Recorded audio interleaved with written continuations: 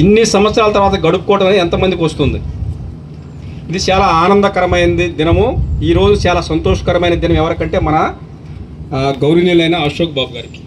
ఒక చిన్న ఉద్యోగం నుంచి, ఇప్పుడు అందరూ చెప్పుకొచ్చారు, ఒక చిన్న ఉద్యోగం నుంచి, అది పోలీస్ డిపార్ట్మెంట్లో ఎన్నో పనిష్మెంట్స్, ఎన్నో ఇబ్బందులు ఉంటాయి. అలాంటిది వాటిల్లో కూడా ప్రమోషన్ తీసుకొని ఎస్పీగా రావటం అంటే చాలా గొప్ప కారణం. అందులో ఈ కుగ్రామం నుంచి ఒక ఎస్పీ స్థాయి ఆఫీసర్ వచ్చాడు అని అంటే ఇది ఈ గ్రామం చేసుకున్న అదృష్టం అని కూడా నేను చెప్పుకుంటాను. అలాగే ఒక ట్రస్ట్ ఉంది మాది. సార్ ఒకసారి కలిసి మాకు ఒక చిన్న విషయం చెప్పారు. మాది చిన్న విలేజ్, ఆ విలేజ్కి వాటర్ సౌకర్యం లేవు, అలాగే ఇక్కడ మెడికల్ క్యాంప్స్ పెట్టాలి అని ఒంగోలులో ఒకసారి మాకు గుర్తు చేశారు. మాది ఒక ట్రస్ట్ కూడా ఉంది. అంటే చూడండి, ఎక్కడ ఉద్యోగం చేస్తున్నా తన పుట్టిన ఊరుని మర్చిపోలేదు అని అంటే అలాంటి వ్యక్తులు మన సమాజానికి అవసరం. కాబట్టి అలాంటి వ్యక్తులతో మనం కలిసి ఈ జర్నీ చేసాము కాబట్టి మాకు చాలా మంచి సంతోషంగా ఉంది. మొన్న గుంటూరులో కూడా వెళ్ళాము, గుంటూరులో కూడా మేము కలిసాము. ఆ తర్వాత ప్రతి సోషల్ యాక్టివిటీలో సార్ గారితో కలిసి మేము ఆయనతో ప్రయాణించాము.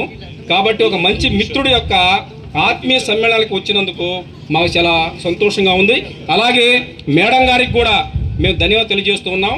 ఎందుకంటే భార్య సహకారం లేనిది ఎవరు కూడా ఉన్నత శిఖరాలను అధిరోహించరు.